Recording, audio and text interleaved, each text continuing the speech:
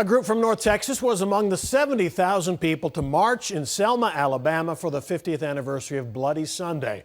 The Garland group returned early this morning from their trip, and Fox 4's Jenny Anchondo tells us about their trek to join the march. She's in our Dallas newsroom. Jenny. Yes, Steve, after speaking to the group, the constant theme was courage. Children and adults alike were impressed by the courage the people had in Selma 50 years ago, and they were inspired to find their own courage as they try to make the most of the sacrifices made during the civil rights movement. We are created and destined for greatness.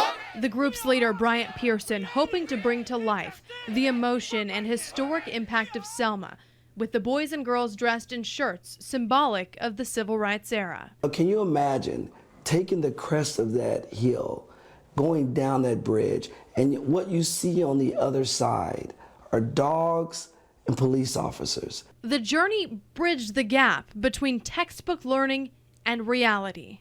We read about all these different people, but you get to see what they went through and what they had to go through. To know where we have come from as a people and the things that the people went through in Selma to get over the bridge, and we're just walking on it just 50 years later.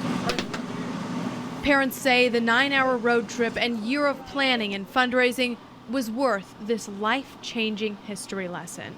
They're removed from it, and they just know by what they hear. So I was honored and thankful for Mr. Pearson.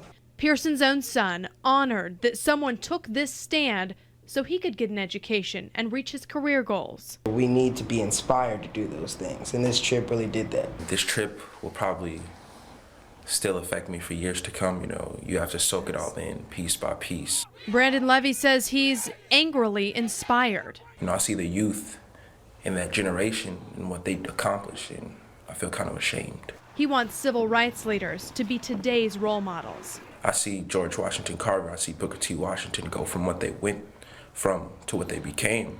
And they didn't have the tools that I had. They didn't have internet, they didn't have cell phones, but they did greater things than what I'm doing myself. And as they crossed the bridge, Pearson himself was unprepared for his own emotions. This is it. This is my heart. You are my heart. The closer I got to the bottom of the other side, I just began to weep, because I realized then that we actually came and accomplished what we tried to accomplish.